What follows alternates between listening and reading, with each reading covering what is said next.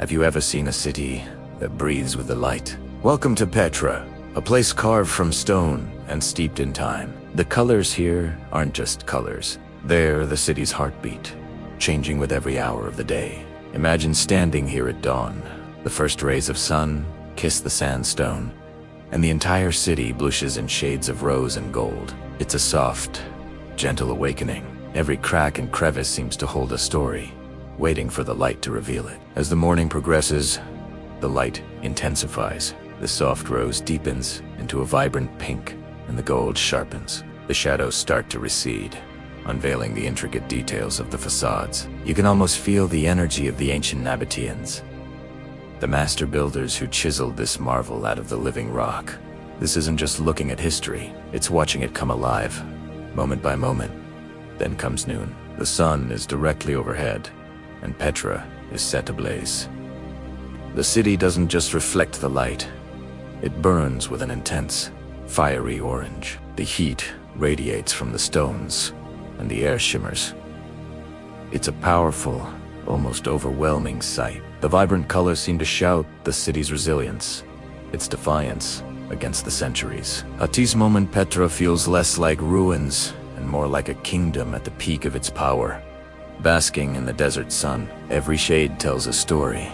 Every shadow whispers of the passage of time. To watch the light move across the stone is to witness the earth breathe. It's a slow, steady rhythm, eternal.com, and endlessly beautiful. You start to notice things you missed before.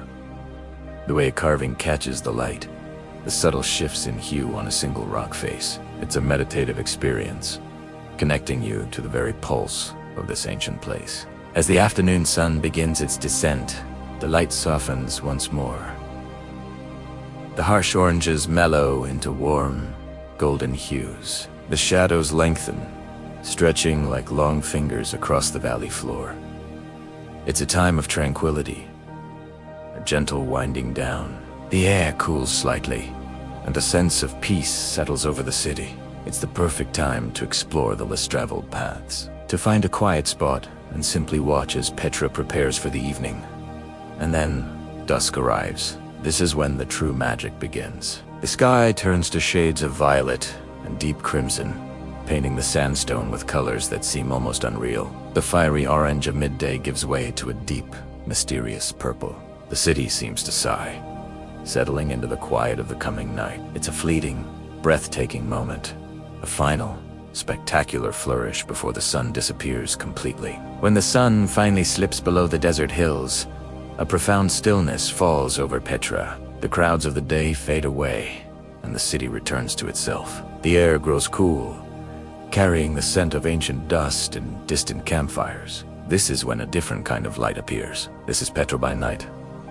The famous Sick, the narrow canyon leading to the treasury, is transformed. Thousands of candles are placed in paper bags along the path, their flames flickering softly against the towering red stone walls. Walking through it feels like a pilgrimage, a journey back in time. The silence is broken only by the soft crunch of sand underfoot and the hushed whispers of fellow travelers. And then, you emerge from the Sick.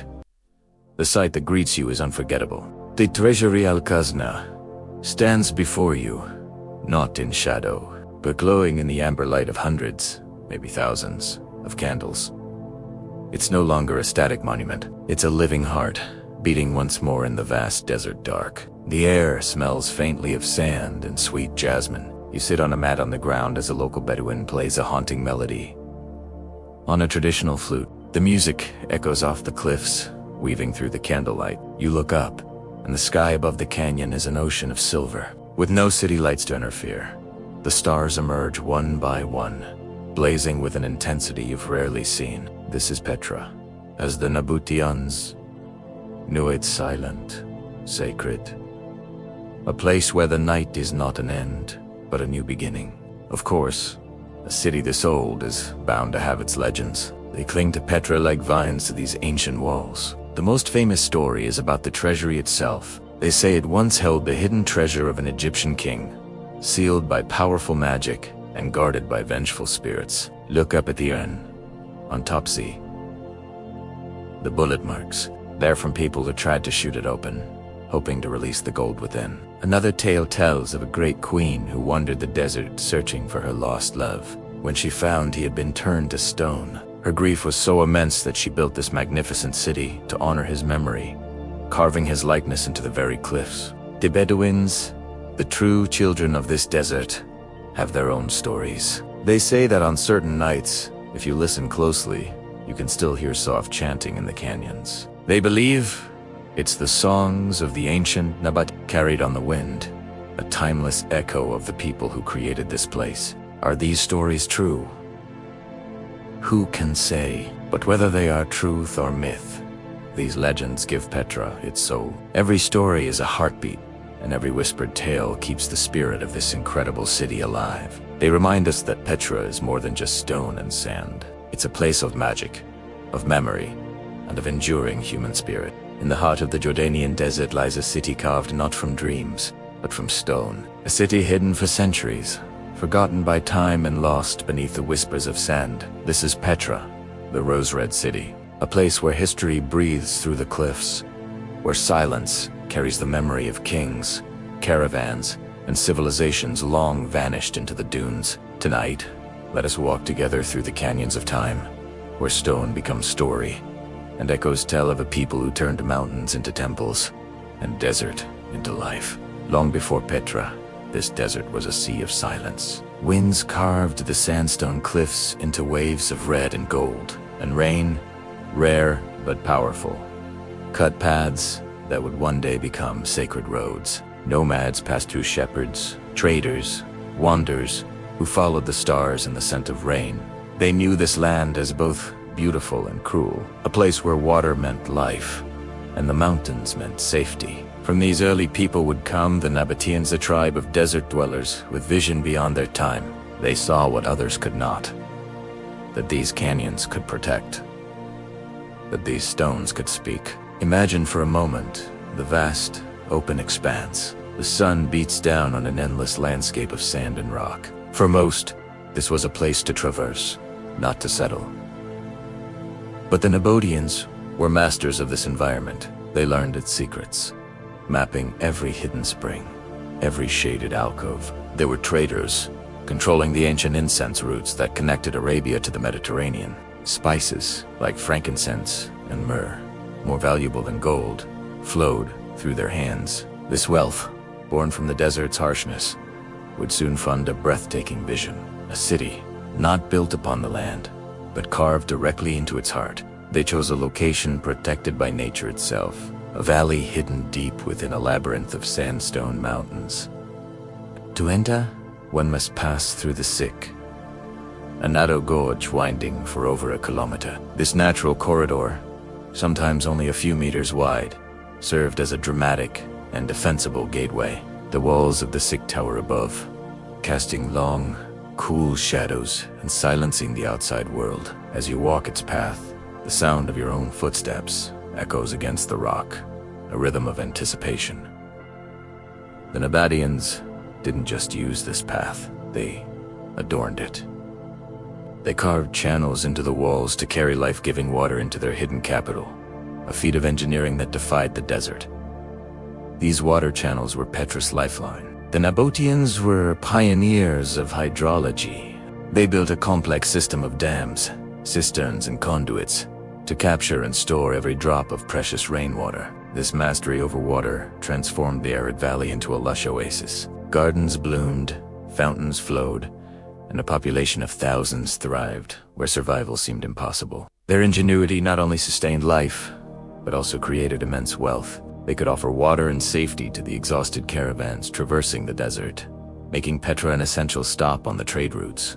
This desert city became a bustling metropolis, a crossroads of cultures where goods and ideas from Rome, Greece, Egypt, and Arabia converged. With wealth and security came the freedom to create. The Nabataeans began to transform the sandstone cliffs into a monumental testament to their prosperity and faith. They were not just architects, they were sculptors on a colossal scale. Their tools were simple, but their vision was grand.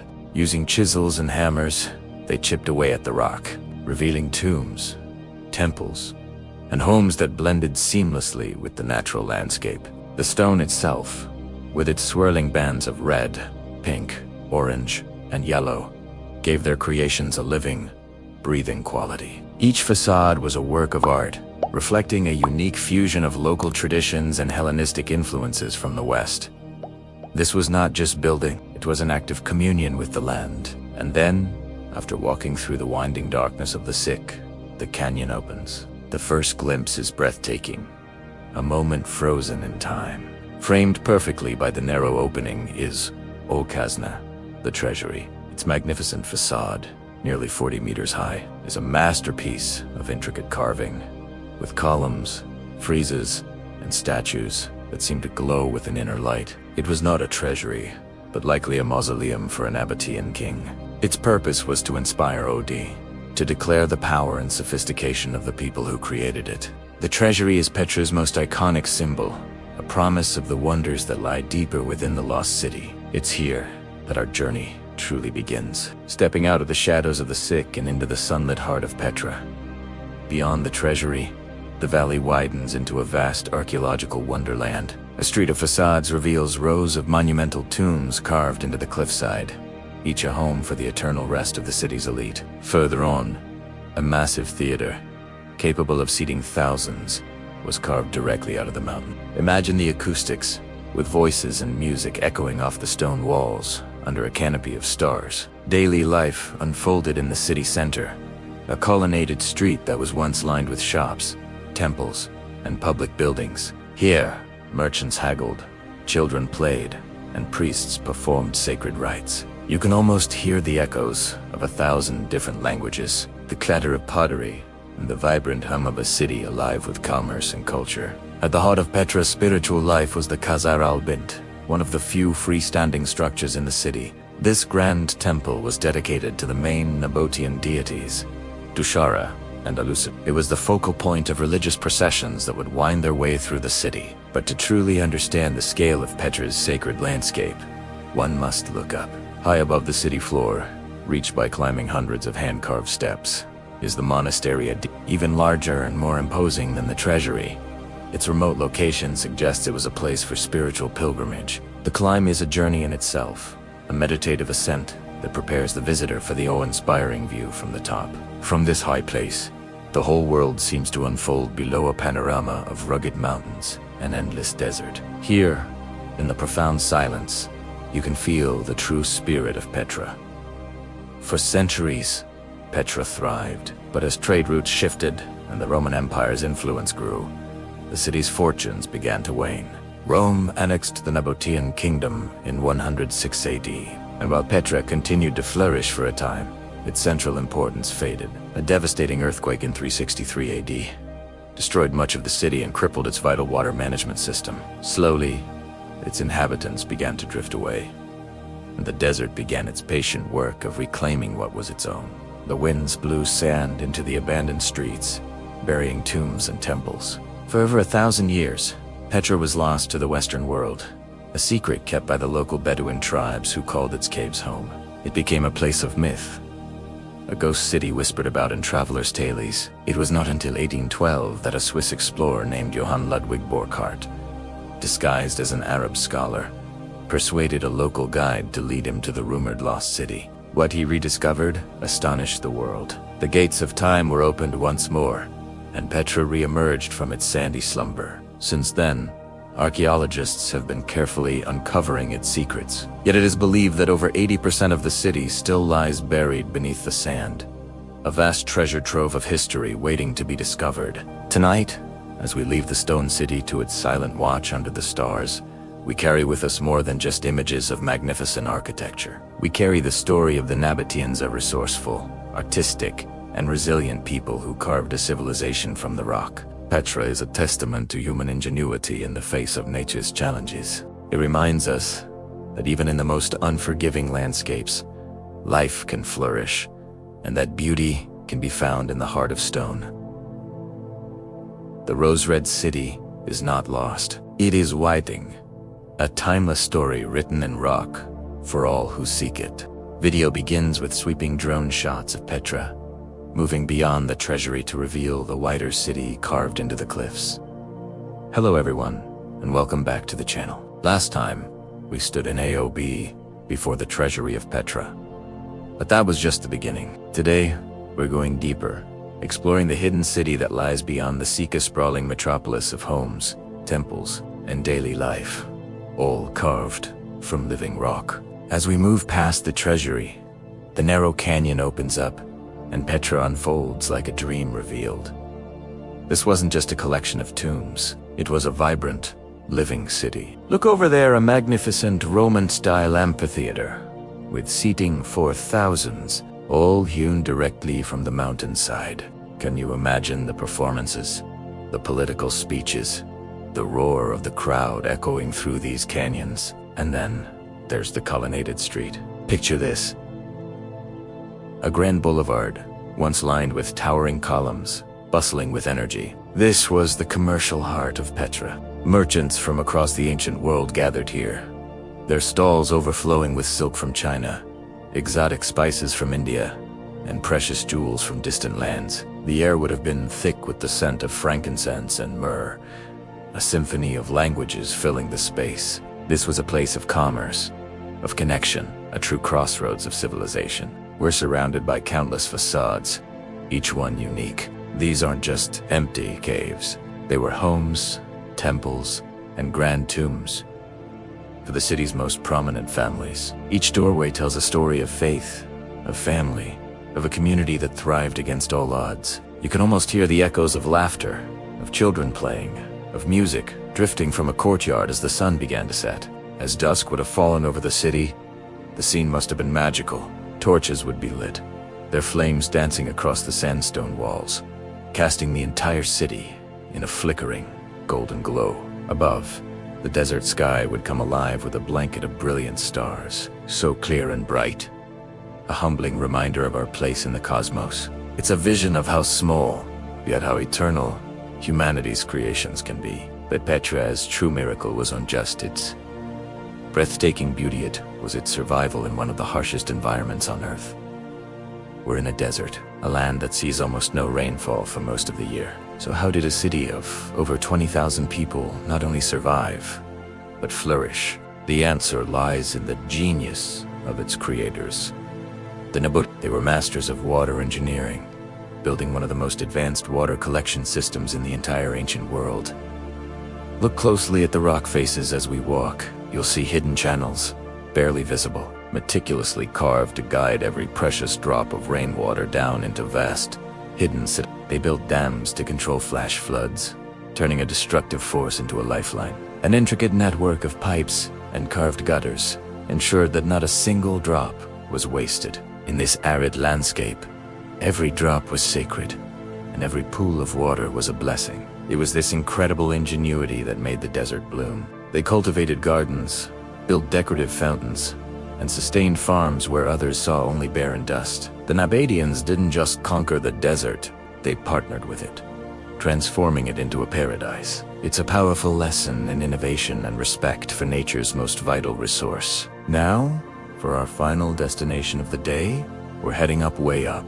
Far above the main valley floor stands Deer, known as the monastery. It's one of Petra's largest and most serene monuments, but reaching it is a journey in itself. We have to climb over 800 stone steps, carved by the Nabataeans, right into the side of the mountain. The climb is a meditation. As we ascend, the sounds of the lower city fade away, replaced by a profound silence. All you can hear is the whisper of the wind and the rhythm of your own breathing. It's a physical and spiritual ascent, preparing you for what lies at the top. With every step, the anticipation builds. And then, you arrive. You take that final step, and the world just opens up before you. The monastery is immense, even larger than the treasury, but it feels different. It's less ornate, with a powerful, minimalist grandeur. Its sheer scale against the endless sky is humbling. From this vantage point, you can see 4 miles. The vast desert stretches out to the horizon, a rolling sea of mountains and valleys. The silence up here is immense, so deep it feels like you can hear the heartbeat of the earth. It's a silence that quiets the mind and humbles the soul. While the treasury was a statement of wealth and power, the monastery feels like a temple for reflection, for prayer, for simply listening to the ancient voice of the wind. Standing at you, truly understand the spirit of Petra, city of astonishing beauty, incredible ingenuity, and a deep, enduring peace. It's a place that stays with you long after you've descended those steps. Imagine a city carved from stone, hidden from the world for centuries. A secret whispered only on the desert winds. This isn't a fantasy. Tis is Petra, the lost city of rose-red rock. And today, we're going on a journey to uncover its soul. Join me as we walk through canyons of time and explore a civilization that once commanded the desert. Our story begins not with a grand entrance, but with a whisper. A narrow, winding gorge called the Sick. This natural canyon, over 1 kilometer long, is the only way into Petra. As you walk, the cliffs tower hundreds of feet above you, their colors shifting from rose to ochre to deep crimson with the changing light. The air cools, the sounds of the outside world fade, and you're enveloped by a profound sense of anticipation. You can almost hear the echoes of ancient caravans, their camels laden with frankincense, myrrh, and spices, their voices bouncing off these very walls. The Nabataeans, the brilliant engineers who built this city, designed this entrance to be both a natural fortress and a dramatic prelude to the wonders within. Every step you take is a step back 2,000 years, and then it happens. Through a final sliver of darkness, you see it, a glimpse of an ornate, impossible structure, glowing in the sunlight. You emerge from the Sick, and the treasury, or Khazna, reveals itself in all its glory. It's a breathtaking moment, one that has left travelers speechless for centuries, carved directly into the sandstone cliff face. Its facade is a masterpiece of Hellenistic-inspired architecture, standing over 40 meters high. It's decorated with intricate columns, friezes, and statues of mythical figures. Its purpose is still debated by historians. Was it a temple, a royal tomb, or something else entirely? The local Bedouins believed it held a pharaoh's treasure, hence its name. But the real treasure isn't gold. It's the sheer artistry and ambition that it represents. It's a statement of power and wealth from a civilization that mastered the desert. But Petra is so much more than just one famous monument. As we venture deeper, the city opens up into a vast valley, revealing a stunning landscape of tombs, temples, and homes, all hewn from the living rock. The street of facades is lined with towering Nabataean tombs, each a unique testament to the city's once thriving population. A little further on, a massive Roman-style theater, capable of seating thousands, is carved into the mountainside. It's a powerful reminder of how Petra became a crossroads of cultures, absorbing influences from the east and west. You could see remnants of a sophisticated water management, system channels and cisterns that allowed this desert metropolis to flourish. It's a city built in harmony with nature, a testament to human ingenuity in the harshest of environments. Now, for the true pilgrimage. If you're willing to make the climb, an even greater rewards awaits. Far above the valley stands the monastery at Deir, one of Petra's largest and most peaceful monuments. To reach it, you must climb hundreds of stone steps carved directly into the mountain. The journey is silent, a meditation in itself. The only sounds are the wind and your own breath, keeping a steady rhythm. It's a climb that strips away the distractions of the modern world and focuses your mind. And when you finally reach the top, the world opens up before you.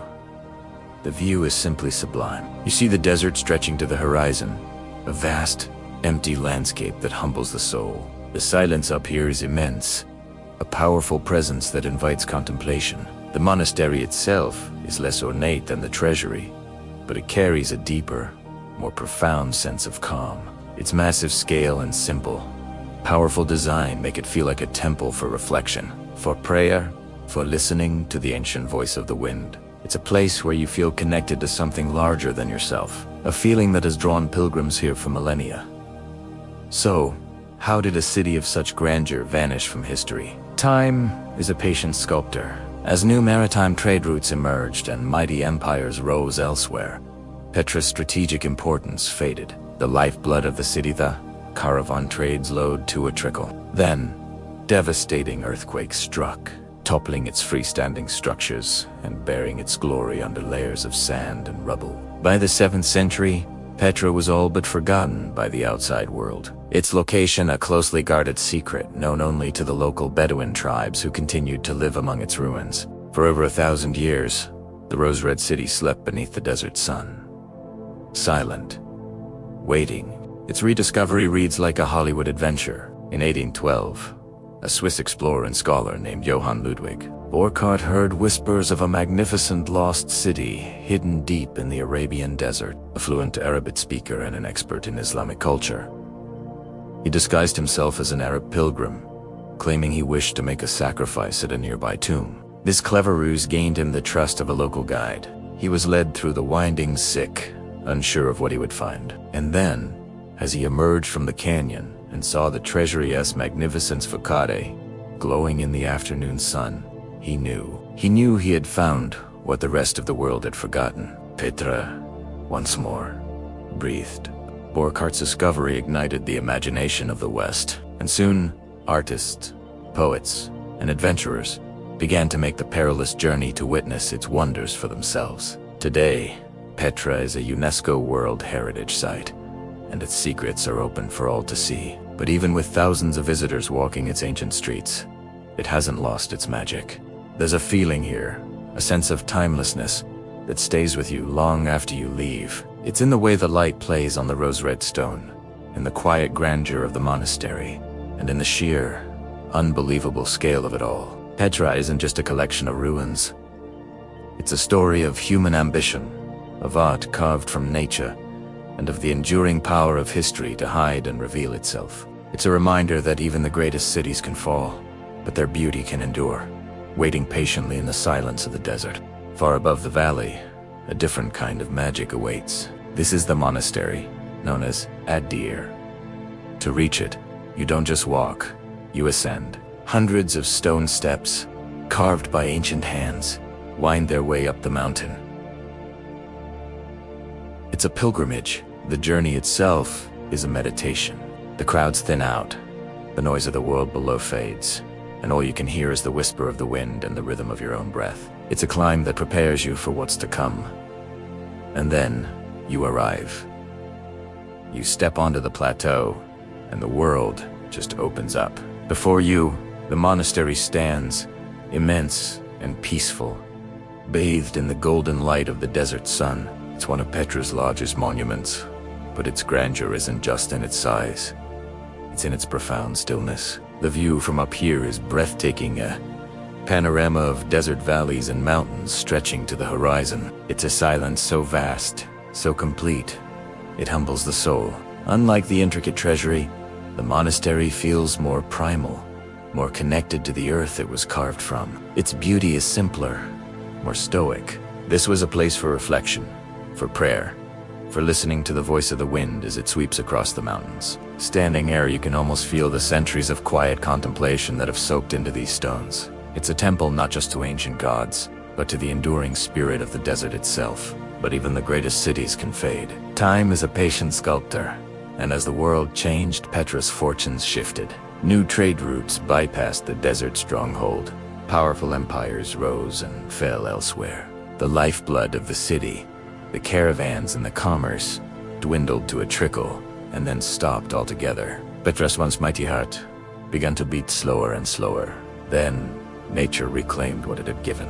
A series of devastating earthquakes shook the region, crumbling buildings and toppling columns. The very foundations of the city were fractured. Over time, the relentless desert winds carried sand into the abandoned streets, burying its glory under a thick, protective blanket. By the 7th century, the once bustling metropolis was all but forgotten by the outside world.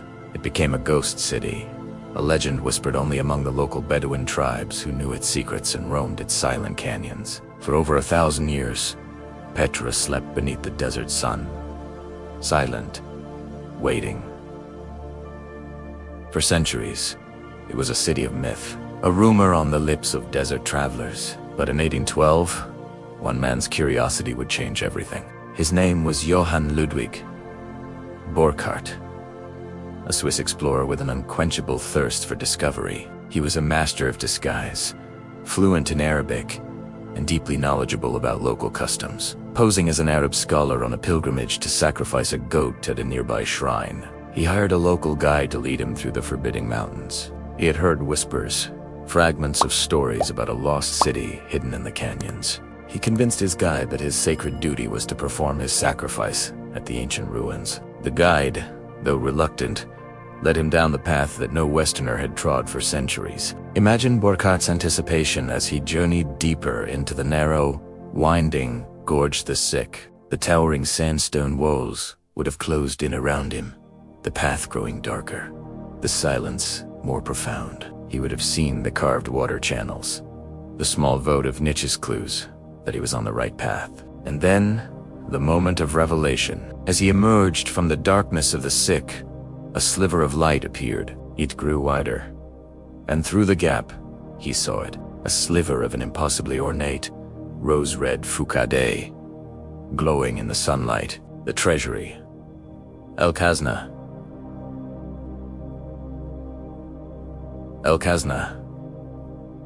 It was more magnificent than any story could have described. In that instant, Burckhardt knew.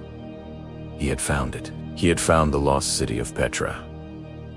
Burckhardt had to maintain his disguise. He couldn't show his overwhelming excitement or risk revealing his true purpose. He performed his sacrifice, made quick sketches, and took careful notes, all while pretending to be a devout pilgrim. He couldn't linger. His discovery was a secret he had to carry out of the valley, but his report, when it finally reached Europe, ignited the imagination of the world. The news spread like wildfire. Petra, the sleeping city, once more breathed. The rediscovery of Petra was like opening a time capsule. Artists, poets, and adventurers soon followed in Burckhardt's footsteps, eager to witness the miracle for themselves. They came with paintbrushes and notebooks, capturing the city's unearthly beauty and sharing it with a world hungry for wonder. The Scottish artist David Roberts created a series of stunning lithographs that became famous, showing Petra's monuments in all their romantic, windswept glory. These images cemented Petra in the Western imagination as the ultimate lost city. What they found was a city frozen in time, a perfect intersection of human ingenuity and natural art. Each explorer, each visitor, added another layer to the story, peeling back the sand and secrecy to reveal the civilization that had thrived here. Petra was no longer just a secret of the Bedouins. It had become a treasure for all of humanity. Its return to the world stage was a testament to the enduring power of history and the unbreakable human spirit of exploration. Imagine a city carved from rose-red rock, a metropolis of unimaginable wealth and power, swallowed by the desert and forgotten by the world. For centuries, Petra was more myth than memory, a ghost city whispered about only by the Bedouin tribes who guarded its secrets. How could such a marvel vanish from history? Time, as it turns out, is a patient but relentless force. Petra's fortunes were built on its strategic location, a vital crossroads for the ancient trade routes that carried frankincense, myrrh, and spices between Arabia, Egypt, and the Mediterranean. Its ingenious water management system, a network of dams, cisterns, and conduits, allowed it to flourish in the heart of an arid desert, a true oasis of commerce and culture. But the world is always changing. As the Roman Empire expanded its reach, new maritime trade routes began to emerge. The long, perilous desert caravans that had been Petra's lifeblood became less essential. Ships could carry more goods, more safely and more cheaply, bypassing the desert kingdom altogether. The pulse of commerce that had beaten so strongly in Petra began to slow. The once bustling streets grew quieter. The vibrant markets saw fewer merchants. The city's immense wealth started to dwindle. Then, nature itself dealt a devastating blow. In 363 AD, a massive earthquake shook the region, toppling buildings, shattering the intricate water channels, and crippling the city's infrastructure. While the resilient Nabataeans rebuilt, it was a wound from which Petra would never fully recover. More earthquakes followed over the centuries, each one chipping away at the city's grandeur. each tremor a nail in the coffin of a dying civilization. By the 7th century, with the rise of new empires and the complete shift of global trade, Petra's purpose was gone. Its people gradually abandoned the magnificent rock-hewn tombs and temples, seeking new lives elsewhere. The desert winds began their patient work, sweeping sand into the city, burying its streets, and veiling its glory. Petra fell into a deep slumber, erased from the maps and minds of the outside world. For over 1,000 years, it was a silent kingdom, a lost city known only to the local Bedouin, who called the valley by the name of Wadi Musa, the Valley of Moses.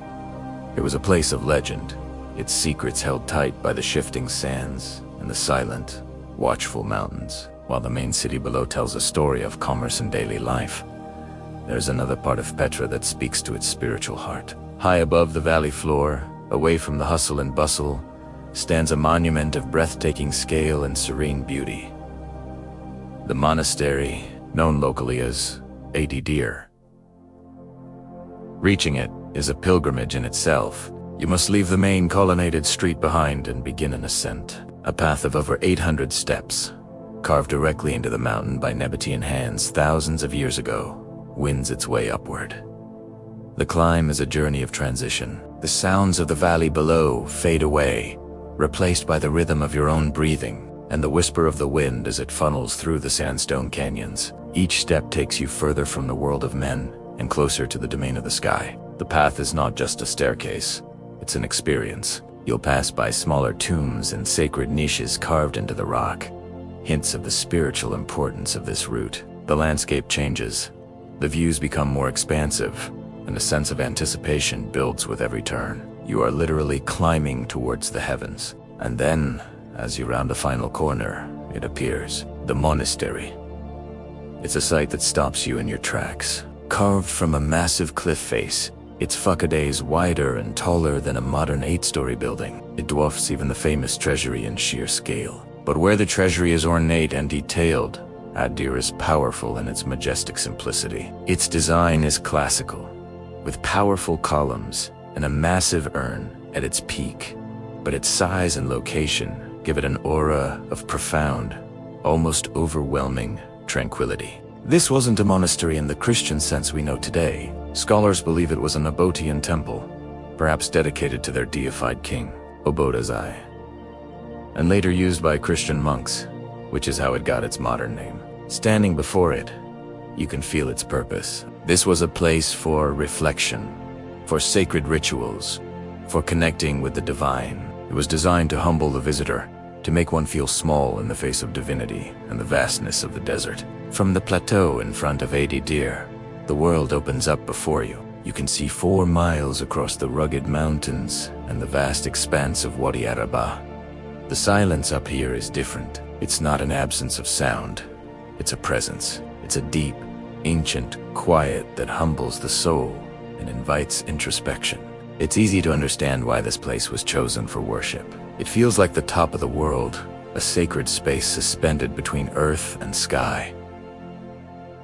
The monastery isn't just a building, it's a destination for the soul. For centuries, this silent city waited. Then, in the early 19th century, stories began to filter back to Europe, rumors of a fantastic lost city hidden deep within the mountains of Arabia, a city of stone that no Westerner had seen for a millennium. These tales captivated a young, adventurous Swiss explorer named Johann Ludwig Borchardt was a remarkable character. A scholar fluent in Arabic, he was fascinated by the cultures of the Middle East. To explore the region freely, he adopted a disguise. Calling himself Sheikh Ibrahim Ibn Abdul, he perfected his accent, studied the Quran, and lived as a Muslim, allowing him to travel through lands that were then closed and dangerous for Europeans. In 1812, while traveling from Syria to Egypt, he was in the vicinity of Wadi Musa. He had heard the local legends of a lost city and was determined to find it. He knew that a direct inquiry would raise suspicion, so he devised a clever plan. He told his local guide that he had made a vow to sacrifice a goat at the tomb of the prophet Aaron, which he knew was located near the fabled city. This was a pious and believable reason for a pilgrim to venture into the remote valley. His guide, though reluctant, agreed to lead him, They journeyed into the rugged landscape, and soon the path narrowed dramatically. They entered the sick, the now famous Serpentine Gorge that serves as the grand entrance to Petra. Imagine Burkhart's anticipation, walking through this dark, winding canyon, the towering cliffs of red and orange sandstone blotting out the sky above. The gorge twisted and turned, deepening the mystery, with every step heightening the suspense. His guide was likely hurrying him along, wary of this sacred and forbidden place.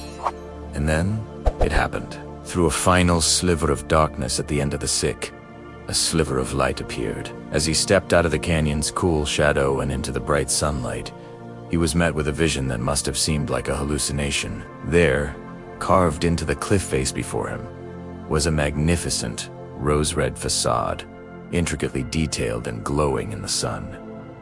It was Okazna, the treasury. Burkhart had to conceal his astonishment. He had to maintain his disguise as a humble pilgrim, feigning only mild interest in the ancient ruins as his guide hurried him past. He knew, in that heart-stopping moment, that the whispers were true. He had found it. He had rediscovered Petra, the lost capital of the Nabataean. He continued his ruse, made a sacrifice, and quickly left the valley, his mind racing with the magnitude of what he had seen. He couldn't explore or take detailed notes for fear of exposing himself, but he had seen enough. When he eventually returned to Europe, his journals were published, and his account of the lost city electrified the world. The secret was out. Petra, after more than 1,000 years of silence, began to breathe again. Artists, poets, and adventurers soon followed in Burkhart's footsteps, all drawn to the magic of the Rose-Red City, half as old as time. The rediscovery of Petra was a rediscovery of a forgotten chapter of human history, and the world has been captivated by its wonder ever since. Gentle, evocative music begins, with the soft sound of wind in the background.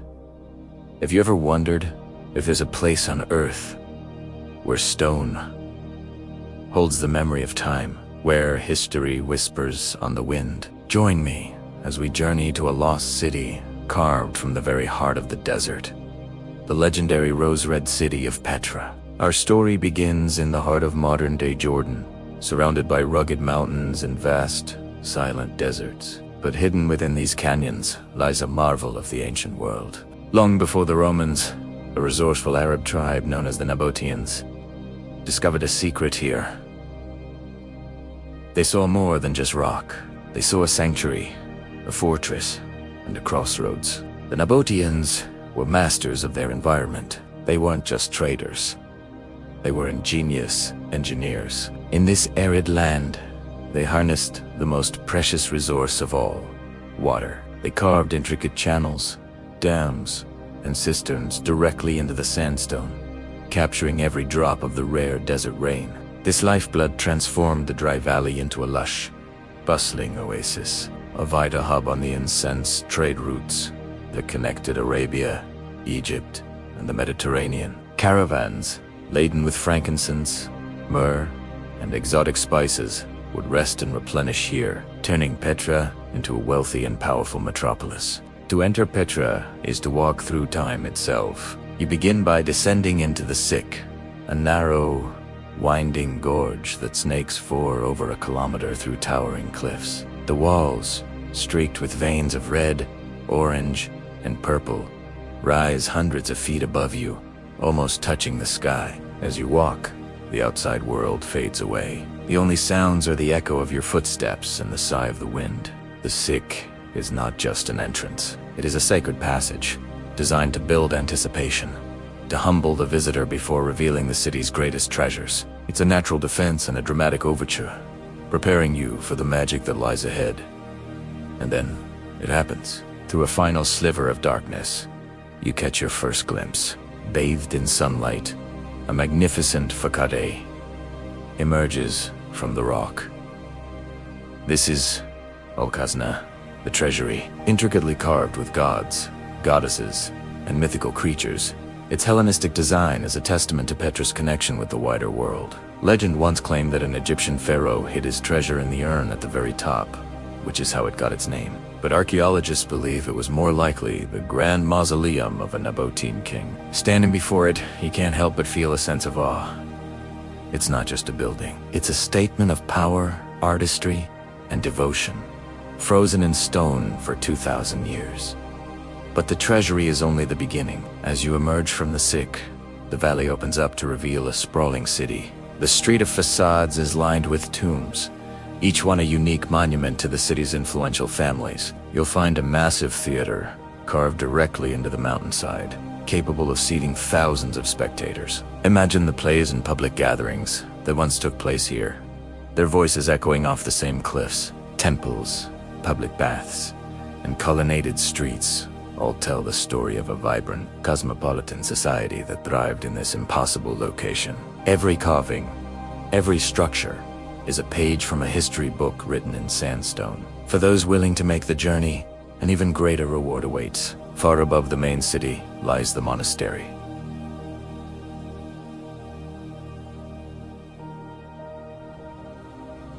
Adir. To reach it, you must climb nearly 1,000 steps carved into the mountain path. The ascent is a meditation in itself. The crowds thin out, and the silence deepens, broken only by your own breath and the whispering wind. And when you finally reach the summit, the world unfolds beneath you. The view is breathtaking, an endless expanse of desert stretching to the horizon. The monastery itself is immense, even larger than the treasury. Its simpler, powerful design radiates a profound sense of peace. This was a place for reflection, for quiet contemplation, a sanctuary to connect with the vastness of the desert and the sky. But like all great empires, Petra's golden age couldn't last forever. As sea trade routes became more popular, the overland caravan trails that were Petra's lifeblood began to decline. The Roman Empire annexed the kingdom, and slowly, the city's influence faded. Devastating earthquakes in the 4th and 6th centuries crumbled many of its freestanding structures, and the shifting sands of the desert began their patient work of reclamation. By the 7th century, Petra was largely abandoned, its glory forgotten by the outside world. For over 1,000 years, it slept, a secret known only to the local Bedouin tribes, who called the Silent Canyons home. The city's reawakening came in 1812. A Swiss explorer named Johann Ludwig Buch, fascinated by tales of a lost city, disguised himself as an Arab scholar. He persuaded a local guide to lead him to a supposed lost tomb. Imagine his astonishment as he walked through the sick and the magnificent foucade of the treasury appeared before him. He knew, in that moment, that he had rediscovered a wonder of the world.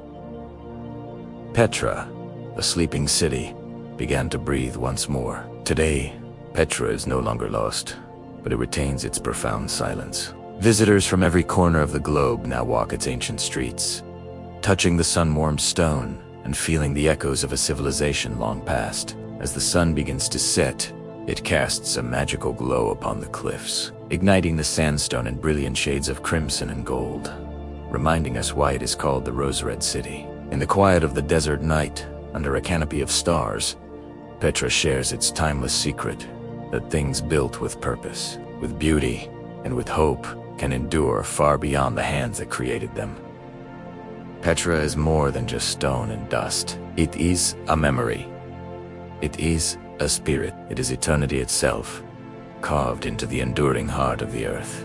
In the heart of the Jordanian desert, hidden within a maze of winding canyons and towering sandstone cliffs, lies a city lost to time and then found again. A place where stone whispers stories of forgotten kings, bustling trade routes, and a civilization that carved its dreams directly into the earth. This is Petra, the Rose-Red City, half as old as time. For centuries, Petra was a thriving metropolis, the capital of the Nabataean kingdom. Imagine, if you will, stepping back 2,000 years. The narrow gorge, known as the Sick, isn't silent and empty as it is today. Instead, it's alive with the sounds of a vibrant city. The clatter of hooves on stone, the murmur of Aramaic mixed with Greek and Latin, the scent of frankincense and myrrh carried on the desert wind. This was the artery of a global trade network, connecting Arabia to the Mediterranean, and Petra was its beating heart. The people who built this city, the Nabataeans, were masters of their environment.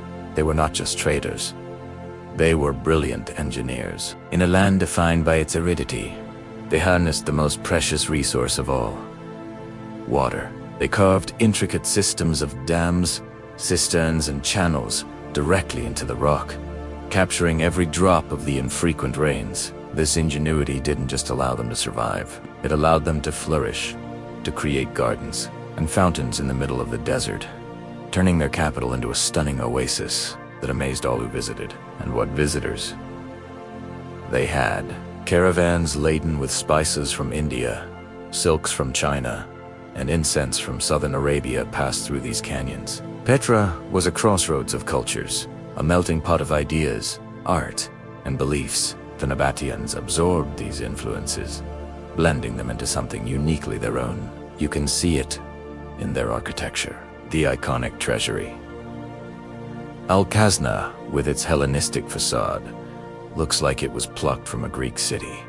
Yet it is undeniably carved with a skill and vision born from the desert itself. Let's walk through the city as they would have. As the sun rises, its first rays slice through the sick, painting the sandstone in shades of rose, apricot, and gold. In the city proper, life is already in full swing. Merchants are displaying their wares in the colonnaded street. Priests are making their way up to the high place of sacrifice to honor their gods. You would see children playing in the shadow of the great amphitheater, their laughter echoing against the carved facades of countless tombs and temples that line the cliff faces. The Nabataeans had a profound connection to the stone they lived in. For them, the mountains were not just inert rock.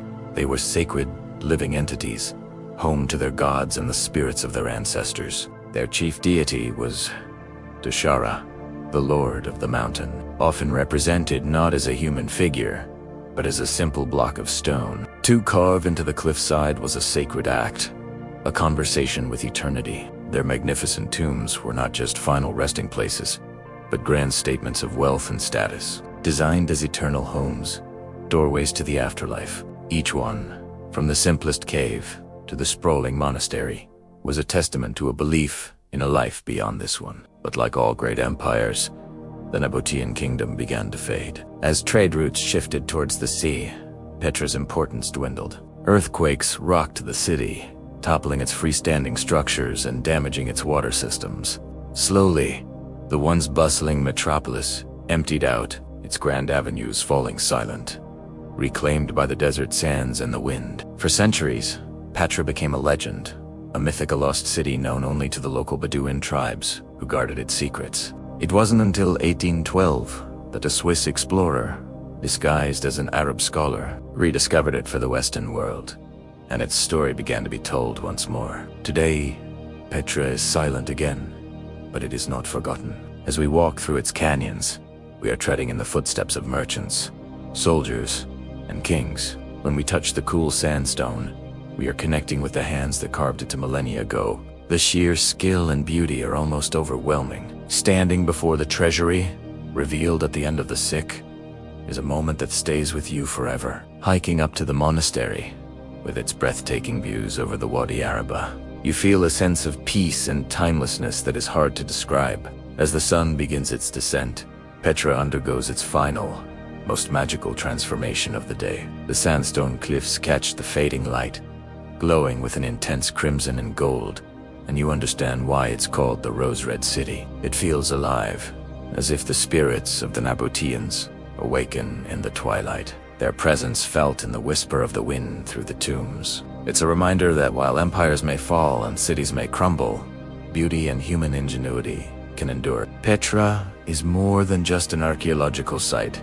It's a testament to the human spirit. It teaches us about resilience, adaptation, and the enduring power of art and faith. It shows us that even in the harshest of environments, humanity can create something of breathtaking beauty. The story of Petra is a story of a people who carved their legacy into the very heart of the earth, ensuring that their memory would never fade. It is a story written in stone, for all of us, for all time.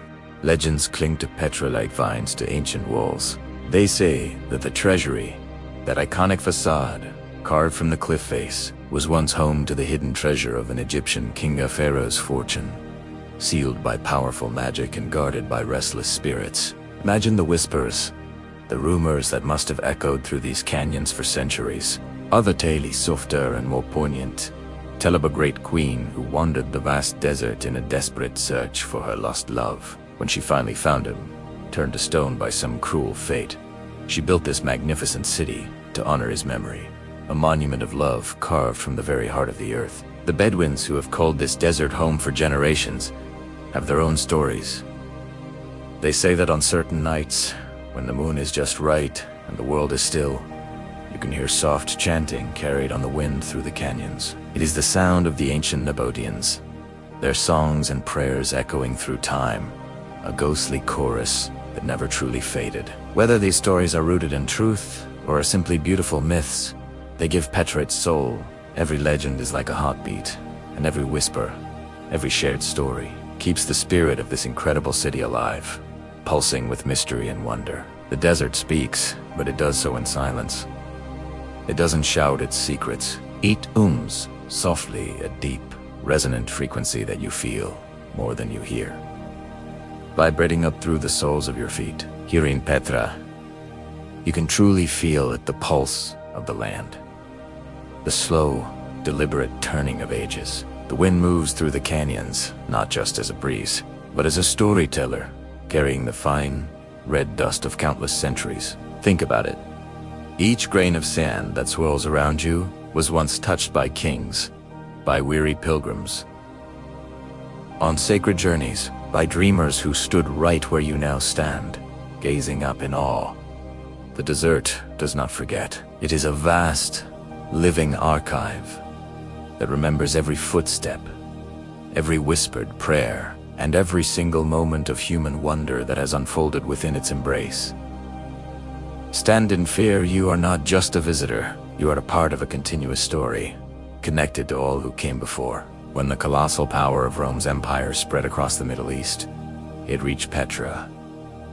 But it did not destroy this desert jewel. It absorbed it, embraced it. Roman architects, masters of their craft, arrived and began to add their own signature to the city. They built new columns that reached for the sky, carved new, grander facades into the rock, and widened the streets to accommodate processions and trade. The Nabataeans, a resilient and adaptable people, did not disappear. Instead, they blended with the newcomers. Their Aramaic language began to mingle with Latin, and their unique art, with its delicate, flowing forms, began to incorporate the bold styles of Roman classicism. And yet, even under the significant influence of a mighty empire, Petra remained fundamentally itself. It was always a place of the desert, a city defined by its brilliant red stone and its quiet, enduring faith. For a time, it thrived under this new partnership, a bustling hub of culture and commerce. Then, slowly, as trade routes shifted and fortunes changed, it began to fade, as all great civilizations eventually do, receding back into the silence of the sands. For centuries, Petra was a ghost, a legend whispered among the Bedouin tribes, lost to the Western world. Then, in the year 1812, the world met Petra again. The man who reintroduced it was Johann Ludwig Burckhardt, a brilliant and daring Swiss explorer. To travel safely through the region, he disguised himself as an Arab scholar named Sheikh Ibrahim. Immersing himself in the local culture and language, he traveled through the sun-scorched sands, guided only by hushed whispers and tantalizing rumors of a magnificent lost city hidden deep within the mountains. He eventually convinced a local Bedouin guide to lead him, claiming he wished to make a sacrifice at the tomb of the prophet Aaron, which lay beyond the fabled city. He followed his guide through the winding, narrow canyons, the towering walls of the sick closing in around him, and then the passage opened up, revealing the breathtaking facade of the treasury, glowing rose-red in the sunlight. In that moment, his breath caught in his throat. He had found it. He could not have known then the full impact of his discovery, that he had single-handedly awakened a sleeping legend. The Rose City was no longer lost. It had returned to the world, ready to share its story once more. Today, Petra proudly stands among the new 7 wonders of the world, a testament to its timeless allure. Visitors from every nation on Earth now walk its ancient paths, their cameras clicking, and their voices echoing with awe where once the sharp ring of Nabataean chisels rang out against the stone. The local Bedouins, Descendants of the tribes who have known this land for generations still live nearby. You'll see them selling beautiful handicrafts, offering camel rides, and, most importantly, telling the old stories, keeping the memory and the spirit of their ancestors alive for a new generation of travelers. Yet, for all its fame and the crowds it draws, Petra remains remarkably humble. There's a profound silence here that feels undisturbed, a raw, natural beauty that remains unchanged by time or tourism. It serves as a powerful reminder that true greatness does not need to roar to be recognized. It whispers, softly and patiently, through time, waiting for those who are willing to listen. As night deepens over the desert and a blanket of stars drifts over the red cliffs, Petra fades once more into the quiet hush of eternity. Its magnificent temples become deep shadows, its proud columns mere memories against the darkening sky. But its spirit remains. It stands as a timeless symbol for all who build, for all who dare to dream, and for all who hope to leave a mark, however small, upon the earth. So tonight, when you close your eyes, I invite you to imagine walking the path into Petra one more time. Imagine you are entering the sick, the narrow gorge that leads to the city. Feel the cool air on your skin, hear the soft echo of your own footsteps on the ancient stone, and see the soft, warm glow of torchlight flickering upon the canyon walls, revealing their intricate colors and textures. Petra waits for you not just in the deserts of Jordan, but in the quiet, sacred places of your own soul, in that inner space where wonder never, ever dies. Far above the valley, perched like a sentinel watching over the desert, stands the monastery. Known locally as Adir, it is one of Petra's largest and most profound monuments. To reach it, you must undertake a pilgrimage of your own, climbing hundreds of stone steps meticulously carved into the face of the mountain. It's a journey that strips away the noise of the modern world. The path is quiet. Only the rhythm of your own breath and the sigh of the wind accompany you. As you ascend, the world below shrinks, and a sense of anticipation builds with every step.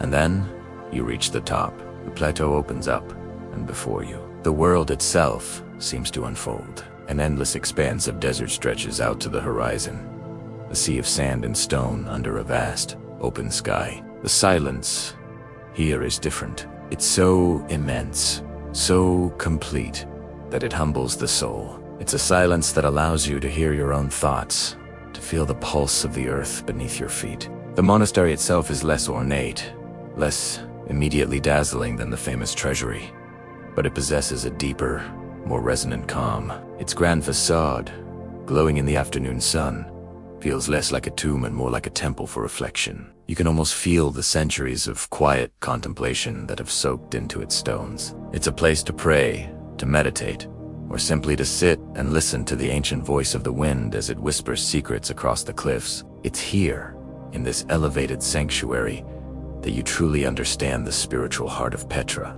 But how did a city so magnificent, so powerful, simply bunnies? Time, as it turns out, is a patient sculptor. The bustling trade routes that had been Petra's lifeblood began to shift. New maritime paths opened up, and the great caravans of camels, laden with frankincense and myrrh, started to travel elsewhere. Great empires rose and fell in distant lands, their gravitational pulls reshaping the world and leaving Petra on the periphery. Its economic power, once the envy of the region, began to wane. Then, nature itself dealt a series of devastating blows. Powerful earthquakes rumbled through the Rift Valley, shaking the very foundations of the city. Columns toppled, facades cracked, and vital water channels were destroyed. The intricate systems that allowed life to flourish in the heart of the desert were broken. Slowly, inexorably, the desert began to reclaim what it had once surrendered. The relentless sands, carried on the wind, drifted into the grand avenues, burying colonnades, temples, and homes. By the 7th century, the once thriving metropolis was all but forgotten by the outside world. Its grand story faded into myth. The city became a ghost, its location known only to the local Bedouin tribes who grazed their flocks among its silent ruins. They became the keepers of its secret, living in the caves and tombs, their lives intertwined with the sleeping giant. For over 1,000 years, The rose-red city slept beneath the desert sun, silent, waiting. Its glory was hidden, a secret held close by the mountains and the sand. Then, in the year 1812, the silence was broken. A young Swiss explorer, a scholar with a thirst for lost worlds, named Johann Ludwig Burckhardt had heard whispers. Local legend spoke of a fantastic lost city hidden deep within the mountains of southern Jordan. Driven by this tantalizing rumor, he devised a clever plan. Disguising himself as an Arab pilgrim named Sheikh Ibrahim, he claimed he needed to make a sacrifice at the tomb of the prophet Aaron, which he knew lay somewhere beyond the rumored city. His Bedouin guide, though suspicious, reluctantly led him into the rugged, uncharted landscape. They guided him through a narrow, winding canyon, a dark fissure in the rock that seemed to lead to nowhere. This was the Sikh, the ancient ceremonial entrance to Petra. Imagine his heart pounding as he walked deeper into the chasm, the sandstone walls towering hundreds of feet above him, blotting out the sky. And then, through a final sliver of darkness, he saw it, a sliver of a magnificent, carved facade, glowing an impossible shade of rose-red in the brilliant sunlight. As he emerged from the gloom of the sick and the full splendor of the treasury was revealed before him, he knew he had found it. The lost city of the Nabataeans, the fabled Petra. In that moment of breathtaking discovery, the city that had slept for a millennium finally breathed again. Burckhardt had to conceal his astonishment, to maintain his disguise, but he had single-handedly reintroduced Petra to the world. Today, Petra is silent once more, but it is not forgotten. Its silence is no longer one of abandonment, but of reverence. Visitors from every corner of the globe now walk its ancient streets and canyons. They follow in Burckhardt's footsteps, experiencing that same sense of wonder as they emerge from the sick. They run their hands over the cool, smooth stone, feeling its warmth under the desert sun, and in the quiet moments, they can almost hear the echoes of lives lived long ago. The chatter of merchants, the footsteps of priests, the laughter of children. And as the day draws to a close, Petra performs its most magical act. The setting sun ignites the cliffs, and the sandstone transforms, glowing with fiery shades of crimson, orange, and gold. The rose-red city truly lives up to its name, resurrected for a fleeting, beautiful moment in the hearts and minds of all who witness it. It's a spectacle that connects you directly to the past, a reminder that this city is not just a ruin, but a living entity. And then, in the deep quiet of the desert night, when a blanket of stars shimmers over the dark mountains, Petra whispers a timeless truth. A truth that echoes in the wind, that sweeps through its empty tombs and temples. It whispers that all things built with purpose, with beauty, and with hope possess a strength that can outlast the very hands that shaped them. The empires fall, the trade routes shift, but the spirit endures. Petra is not just a collection of stone monuments. It is memory. It is the spirit of a civilization that mastered the desert and carved beauty from the rock. It is eternity itself, etched into the very heart of the earth, waiting for us to come and listen to its story. Have you ever wondered what lies beyond the famous treasury at Petra? Most images stop there, at that iconic rose-red facade. But that's just the beginning. The treasury is not a tomb, it's a doorway, a magnifying hand-carved invitation to a lost world that stretches for miles. A city of ghosts and wonders etched directly into the heart of the desert mountains. 1530s today. We're going deeper. We're walking past the crowds, beyond the postcard snapshots, and into the soul of Petra. We will uncover the secrets of how a civilization thrived in one of the harshest landscapes on Earth, and we'll climb to a place of such profound silence that you can almost hear the echoes of history on the wind. 30 to 45s. So, take a deep breath. Imagine the feeling of sandstone beneath your fingers and the desert sun on your face. We are about to journey into a city built not with bricks and mortar, but with sheer will, ingenuity, and a deep understanding of nature itself. This is the story of Petra, the living city. 45 to 60s as we move past the treasury. The narrow sick canyon opens up, and Petra unfolds like a dream. It's overwhelming at first. You're not just looking at one building. You're looking at an entire metropolis carved from rock. Tombs, temples, and halls of worship climb the cliffs on either side, their facades telling stories of a people Shea were both artists and engineers. 60 to 75s. Look over there, can you see it? A massive Roman-style amphitheater. It seats Tidu Ed out of the mountainside. Imagine this place thousands of years ago, filled with the roar of a crowd, holding up to 8,000 people. They weren't just surviving here. They were living, celebrating, and creating a vibrant culture. 75-90s. Now, let's walk down what was once the city's main artery.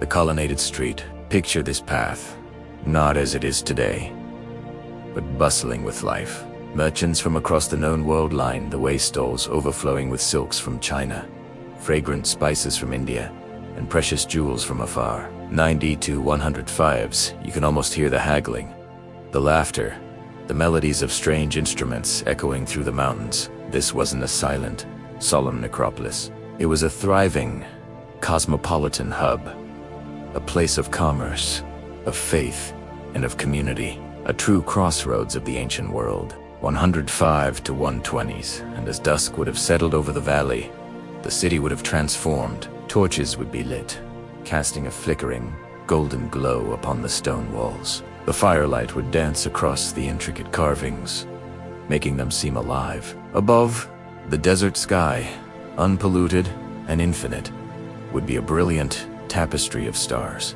120 to 135s, it's in moments like these, imagining the city lit by fire and stars, that you feel the true scale of Petra. It's a reminder of how small we are in the grand scheme of time, but also how our creations, our ambitions, can achieve a kind of eternity. But how was any of this possible? How did they sustain such a bustling city in the middle of nowhere? 135 to 150s. That brings us to Petra's greatest secret, the true miracle that allowed this desert rose to bloom. It wasn't its architectural beauty, as stunning as it is. It was its survival. It was its mastery over the most precious resource of all: water. 150 to 165s, Petra is located in a land that receives almost no rain for most of the year. Any other civilization would have seen this as a barren wasteland. But the Nabataeans, the brilliant people who built this city, saw an opportunity. They didn't just find water, they harvested the sky. 165 to 180s, they developed one of the most advanced and ingenious water management systems in the entire ancient world. When terrare torrentio flash floods came, others would have seen only destruction. The Nabataeans saw a lifeline. They engineered an intricate network of dams, channels, and pipes to capture and control this water. 180 to 195s. If you look closely as you walk through Petra, you can still see the evidence. There, carved into the side of the sick, is a water channel, a stone gutter that would have guided rainwater into T City. These weren't just random ditches, they were precisely calculated, sloping gently to control the flow and prevent erosion. 195 to 210s hidden from view. Massive underground cisterns were carved out to store millions of gallons of this collected water, keeping it cool and clean throughout the long, dry months. Every single drop was considered sacred. Every pool of water was a blessing, a symbol of life and prosperity. 210 to 225s. It was this incredible ingenuity that allowed the desert to bloom. With their harnessed water, the Nabataeans cultivated gardens, they built public fountains, and they even sustained farms. They literally made life spring from the dust, creating an oasis of civilization where others saw only an impossible challenge. 225 to 240s, this mastery of water was the foundation of their wealth and power. It allowed them to support a large population and, crucially, to offer water and rest to the weary caravans traveling the ancient trade routes. Petra became a vital stop, and the Nabataeans grew rich by providing this essential service. 240 to 55s. So, when you look at the grand treasury or the countless tombs, remember that the true genius of Petra lies in the unseen. It's in the hidden channels, the buried cisterns, and the simple, elegant idea of turning a destructive flood into a source of life. It's a profound lesson in resilience and human cleverness. 255 to 270s. But our journey isn't over. The main valley of Petra, with its tombs and theaters, is all but to truly connect with the spirit of this place, We must go higher. We must leave the crowds behind and embark on a pilgrimage to a monument that offers a different kind of reward. 272 to 85s, far above the main city. Carved into a secluded mountain peak, stands a deer, more commonly known as the monastery. It's one of Petra's largest and most magnificent structures, yet it feels worlds away from the hustle and bustle of the treasury area. Reaching it is a journey in itself. 285 300s, the path is not a road, but a staircase. 800 ancient stone steps, carved directly into the mountainside by Nabataean hands thousands of years ago. As you begin to climb, the noise of the valley below fades away. The chatter of tourists, the calls of vendors, it all disappears. 302 315s. Soon, the only sounds are the rhythm of your own breath and the whispering of the wind as it swirls through the canyons. The climb is a meditation. Each step takes you further from the world you know and deeper into the heart of the mountain. You'll pass by smaller, hidden tombs and unique rock formations you'd never see otherwise. 315 to 330s. The path winds and turns, and with every bend, you wonder if you're there yet. It can be challenging, especially under the Jordanian sun, but it's a journey that forces you to be present, to focus on the stone beneath your feet and the air in your lungs. It's a physical effort that prepares you for a spiritual experience. 332, 345s, and then, after one final turn, you see it. The path opens onto a wide plateau, and the monastery reveals itself. It's immense, wider and taller than the treasury, but it possesses a different energy. Its design is less ornate, more stoic and powerful. It commands the landscape with a quiet, profound authority. 345 to 360s, you've made it. You catch your breath, not just from the climb, but from the sheer scale and beauty of what stands before you. And as you step out onto the plateau, you realize the monument isn't the only reward. You turn around, and the entire world opens up before you. 360 to 375s. The view from the monastery is one of the most breathtaking sights on Earth. You are standing on top of the world. Endless desert valleys and mountains stretch out in every direction, rolling towards the horizon in waves of orange, purple, and brown. The silence here is absolute. It's so vast, so complete, that it humbles the soul. 375 to 390s. This is why they built it here. The monastery was likely a temple, a place for sacred rites and reflection. Its location was intentional. It was a place to get away, to be closer to the heavens, to listen not to the noise of the city, but to the voice of the wind and the silence of the eternal desert. 390 to 405s compared to the treasury. With its intricate Hellenistic details, the monastery feels more Nabataean, more connected to the stark, powerful beauty of its surrounding. It carries a deeper, more peaceful calm. This isn't a place for showing off wealth to visitors. This is a sanctuary for the soul. 405 to 420s, you can find a spot to sit on a rock, feel the warm sun, and just be. Watch as the colors of the mountains change with the shifting light. It's here, in this immense quiet, that you finally understand Petra. It's more than a collection of buildings. It's a spiritual landscape. 424 35s, from the hidden ingenuity of its water systems to the bustling life of its colonnaded street. And finally, to the sacred solitude of the monastery. Petra reveals itself in layers. It was a city of innovators, of merchants, of artists, and of priests. A civilization that not only carved a home from stone, but also understood the power of both community and solitude. 435 to 450s, they knew how to gather thousands in an amphitheater for a celebration, and they knew how to climb hundreds of steps to be alone with their thoughts and their gods. They mastered the chaos of a flash flood and harnessed the profound peace of the desert highlands. 450 to 465s, standing air. Looking out of the endless vista, you realize that the Nabataeans didn't just conquer the desert, they formed a partnership with it. They listened to its rhythms, respected its power, and in return, the desert allowed them to create one of the most wondrous places ever conceived by human hands. 465 to 480s, Petra is a testament to what we can achieve when we blend audacity with intelligence, and ambition with reverence. It teaches us that our greatest works are not those that define nature, but those that work in harmony with it. And it reminds us that sometimes the most profound journeys require a bit of a climb. 480 to 495s. The journey to the monastery is a perfect metaphor for understanding Petra itself. You start with the famous, easily accessible wonder of the treasury, but the deeper meaning, the more personal and transformative experience waits for those willing to put in the effort to walk the extra mile and to climb a little higher. 495 to 510s. As the sun begins to set, casting long shadows across the valley and painting the sky in fiery colors, the stone of Petra glows with an even deeper, warmer red. It's a final, breathtaking farewell from the Rose City. A reminder of a civilization that shone so brightly and then, like the setting sun, disappeared back into the sands of time. 510 to 525s.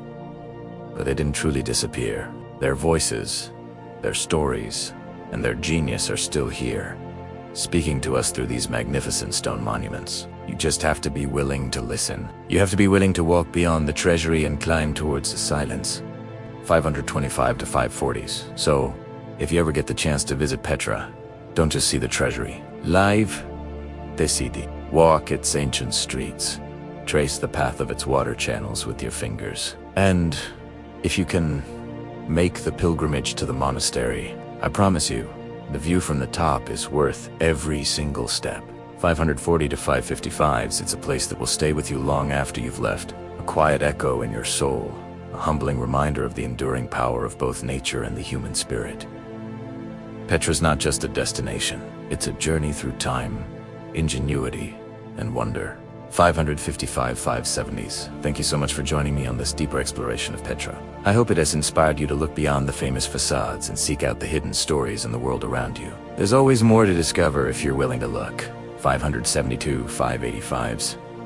If you enjoyed this journey, please consider giving this video a thumbs up, as it really helps other people find it. And for more adventures into the world's most incredible places, don't forget to subscribe and hit that notification bell so you won't miss our next exploration. 585 to 600s. What did you find most fascinating about the hidden side of Petra? Let me know in the comments below. I love reading your thoughts and learning from your perspectives. In Petra, everything was alive. The cliffs were not mere rock. They were sacred, their colors shifting with each hour of the day. The Nabataeans believed the world was full of divine presence, that the mountains were ancient beings. That water was the breath of the gods, and that to carve into stone was to speak directly to eternity. Their tombs were not places of sorrow, but doorways, pathways between the mortal and the divine. Even now, when you walk through Petra at dusk, the rocks seem to glow from within, as if the old spirits of the city are still awake, listening, remembering, waiting. When the sun slips below the desert hills, a stillness falls over Petra. The tourists fade.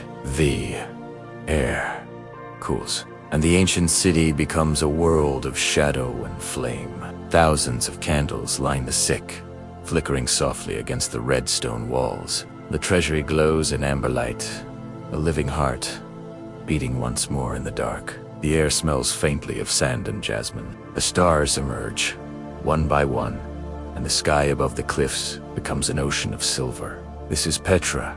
As the Nabataeans knew, it's silent, sacred, a place where night is not the end, but a beginning. Legends cling to Petra like vines to ancient walls. They say that the treasury was once home to the hidden treasure of an Egyptian king, sealed by magic and guarded by spirits. Others tell of a great queen who wandered the desert in search of her lost love, and when she found him turned to stone, she built Petra to honor his memory. The Bedouins say that, on certain nights, you can hear soft chanting in the canyons, the songs of the ancient Nabataeans carried on the wind. Whether truth or myth, these stories give Petra its soul. For every legend is a heartbeat, and every whisper keeps the city alive. The desert speaks in silence. It does not shout, it hums softly beneath your feet. In Petra, you feel it. The pulse of the land, the slow turning of ages. The wind moves like a storyteller, carrying the dust of centuries. Each grain of sand once touched by kings, pilgrims, and dreamers, who stood where you now stand. The desert does not forget. It remembers every step, every prayer, and every moment of wonder. When Rome's empire spread across the Middle East, it did not destroy Petra. It absorbed it. Roman architects built new columns, new facades, and widened the streets. The Nabataeans adapted their language, mingling with Latin, their art blending with Roman style. And yet, even beneath the influence of empire, Petra remained itself a place of the desert, a city of red stone and quiet faith. For a time, it thrived. Then, slowly, it faded, as all great civilizations do. In 1812, the world met Petra again. Johann Ludwig Budkarth, a Swiss explorer disguised as Sheik Ibrahim Travelde Sands, guided by whispers of a lost city. He followed a Bedouin guide through the canyons, and when the sick opened to reveal the treasury, his breath caught in his throat. He could not have known then that he had awakened a sleeping legend. The Rose City was no longer lost. It had returned to the world. Today, Petra stands among the new 7 wonders of the world. Visitors from every nation walk its ancient paths, their cameras clicking where once chisels rang. The Bedouins still live nearby, selling crafts, telling stories, and keeping the memory of their ancestors alive. Yet Petra remains humble, its silence undisturbed, its beauty unchanged. It reminds us that greatness does not roar. It whispers through time. As night deepens and the stars drift over the red cliffs, Petra fades once more into the hush of eternity. Its temples are shadows, its columns are memories, but its spirit remains. It stands for all who build, all who dream, and all who hope to leave a mark upon the earth. When you close your eyes tonight, imagine walking the sick once more. Feel the cool air, the echo of your footsteps, and the soft glow of torchlight upon the stone. Petra waits not just in Jordan, but in the quiet places of the soul, where wonder never dies. Imagine a city carved not from wood or clay, but from the living rock itself. A city hidden away in the heart of the desert, a secret whispered on the winds of time. This is Petra, the rose-red city, half as old as time. For centuries, it was a bustling metropolis, a crossroads of empires, before it vanished from the maps of the world, lost to all but the sands and the stars. Today, we journey back, not just to uncover its stones, but to awaken its soul.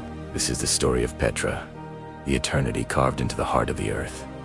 Long before the first chisel ever touched its cliffs, this land was a sanctuary. Nomadic tribes, the Nabataeans, roamed these deserts. They were masters of survival, reading the stars for guidance and finding water where others saw only barren rock. They weren't conquerors in the traditional sense. They were merchants, diplomats, and visionaries. They saw something in these towering sandstone mountains. Not an obstacle, but a canvas. They chose this hidden valley, protected by narrow, winding canyons, to build their capital. A fortress designed by nature. A city that would become the heart of a vast trading empire, stretching from Arabia to the Mediterranean. To enter Petra is to walk through a doorway in time. You begin your journey through the Sick, a narrow gorge that snakes for over a kilometer, with cliffs soaring hundreds of feet on either side. The walls are a tapestry of color, swirling reds, oranges, and purples. This wasn't just an entrance, it was a sacred passage. The Nabataeans carved channels along its sides to guide life-giving water into the city, a testament to their incredible engineering prowess. As you walk, the light shifts, the canyon twists, and the silence is broken only by the echo of your own footsteps. You feel a sense of anticipation building, a feeling that you are approaching something monumental. And then, it happens. Through a final sliver of darkness, you catch your first glimpse. There, bathed in sunlight, stands Olskazna. The treasury. It's a sight that stops you in your tracks. A colossal facade intricately carved with gods and mythical figures, emerging directly from the rose-red cliff face. For centuries, legends claimed it held the treasure of an Egyptian pharaoh, hence its name. but archaeologists believe it was the tomb of a great Nabataean king. It wasn't built stone by stone. It was sculpted, released from the mountain itself. Imagine the skill, the dedication. Workers, suspended by ropes, painstakingly chipping away at the rock, their vision slowly becoming a reality. The treasury was a declaration. It told every visitor who passed through the sick, "You're entering a city of immense wealth, power, and divine favor." But Petra is so much more than just one building. As the sick opens up, the city reveals itself. An entire valley of wonders unfolds before you. A grand theater carved into the mountainside that could seat thousands. A colonnaded street once lined with shops and fountains, where merchants from distant lands haggled over silks, spices, and incense. And everywhere you look, tombs, hundreds of them. Their facades ranging from simple dwellings to elaborate palaces for the afterlife. The Nabataeans believed death was not an end, but a transition. These tombs were doorways to another world, eternal homes facing the rising sun. What was it like to live here in Petra's golden age? In the soft glow of dawn, the city would awaken to a golden world. Merchants prepared their caravans of camels, laden with precious frankincense and myrrh. Women carried jars of cool water drawn from a complex network of hidden cisterns and dams. Children's laughter echoed through the sandstone alleys like music. They were a cosmopolitan people. While their native tongue was Aramaic, the streets buzzed with the languages of Egypt, Rome, and Greece. Their culture was a beautiful blend, a fusion of ideas gathered from across the ancient world. They wore fine robes dyed in the vibrant colors of the desert itself, deep reds, rich ochres, and brilliant whites. For the Nabataeans, the entire world was alive with a divine presence. The cliffs weren't mere rock, they were sacred, their colors shifting with each passing hour of the day. They believed the mountains were ancient, sleeping beings, and that water was the very breath of the gods. To carve into the stone was to speak directly to eternity. Their gods bridged many worlds. Dushara, the lord of the mountain, their chief deity. Al-Huza, the radiant goddess of beauty and power, and the silent spirits that lived within the stone itself. To live in Petra was to live in a state of profound harmony, with the rock, with the wind, and with the whispering sands. So what happened? How did a city so powerful simply disappear? The answer lies in a shift of global power. The Romans, once trading partners, became rulers, annexing the Nabataean kingdom in 106 AD, while Petra continued to thrive for a time. The world was changing. New sea routes for trade emerged, bypassing the old desert caravan paths. The economic heart of Petra began to slow. Then, a series of devastating earthquakes struck the region, toppling buildings and, crucially, destroying the city's intricate water management system. Without its lifeblood, the city in the desert could no longer sustain its population.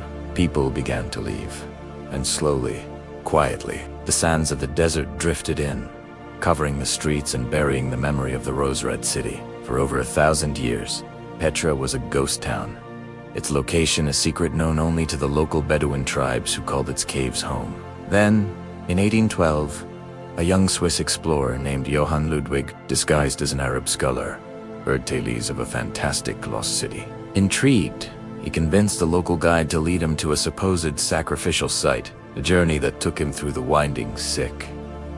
One can only imagine his astonishment when he emerged from the canyon and laid eyes on the treasury. He had rediscovered Petra for the Western world. He'd found the lost city. Today, Petra is silent again, but it is not forgotten. Visitors from every corner of the globe now walk its canyons. They touch the stone, feeling the warmth of centuries of sun, and listen for the echo of lives long gone. As the sun sets over the cliffs, the sandstone glows with impossible shades of crimson and gold. The rose-red city, living once more in the hearts and minds of those who find it, and in the quiet of the desert night when the stars shimmer over the mountains like a blanket of diamonds. Petra whispers a truth that never fades, that all things built with purpose, with beauty, and with hope will ultimately outlast the hands that shaped them. Petra is not just stone, it is memory. It is spirit. It is eternity, carved into the very heart of the earth. Thank you so much for joining us on this journey to the incredible city of Petra. If you enjoyed this exploration of ancient history, please give this video a thumbs up and subscribe to the channel for more adventures into our world's most fascinating places. We'd love to hear your thoughts in the comments below. Until next time, keep exploring.